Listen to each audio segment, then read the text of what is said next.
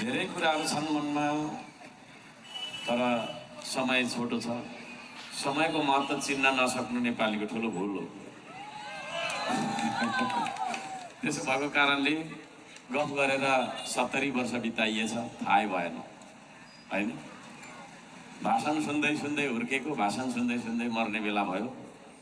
त्यसो भएको कारणले अब हामी भाषण सुन्दैनौँ, बरु यथार्थ कुरा के हो एक दुईवटा गर्छौँ भनेर आएको सङ्गठन पनि हो श्रम संस्कृति। यहाँ मैले पूर्ववक्ताजीहरूको कुराहरू सुने, अत्यन्तै महत्त्वपूर्ण र सान्दर्भिक कुराहरू त्यहाँ थिए।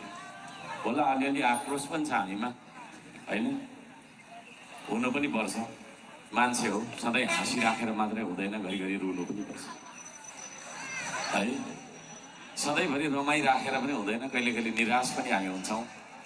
प्रकृति हो जीवन होइन। यो प्रकृतिमा सधैँभरि पानी मात्रै परिराख्दैन चितवनमा, कहिलेकाहीँ घाम पनि लाग्छ। सधैँभरि घाम मात्रै पनि लाग्दैन, कहिले कहिले तुवालो पनि लाग्छ। तर जेसुकै होस्, जस्तोसुकै होस्, सधैँभरि माटो चाहिँ उस्तै रहन्छ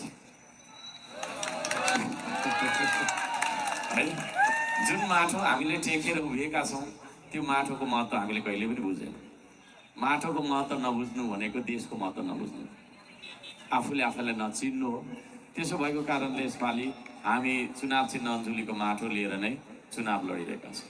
त्यो अञ्जुलीको माटो भनेको त्यो तपाईँको अञ्जुली हो, तपाईँको चितवनको अञ्जुली हो, तपाईँको आफ्नो ठाउँको गाउँको माटो हो, जहाँ तपाईँ जन्मिनुभयो त्यहाँको माटो हो। यो देशको माटो समग्रमा पवित्र माटो हो, जहाँ हाम्रो पुर्खाको होइन, तपाईँको चाहिँ पार्थिव शरीर होइन, हाम्रो पुर्खाको रगत पसिना र आँसु अझै पनि हामीले तपाईँको चाहिँ मजाले सुन्नुहुन्छ भने त्यहाँ त्यसको बासना सुबासना आएको छ। आदरणीय दाजुभाइ दिदीबहिनी।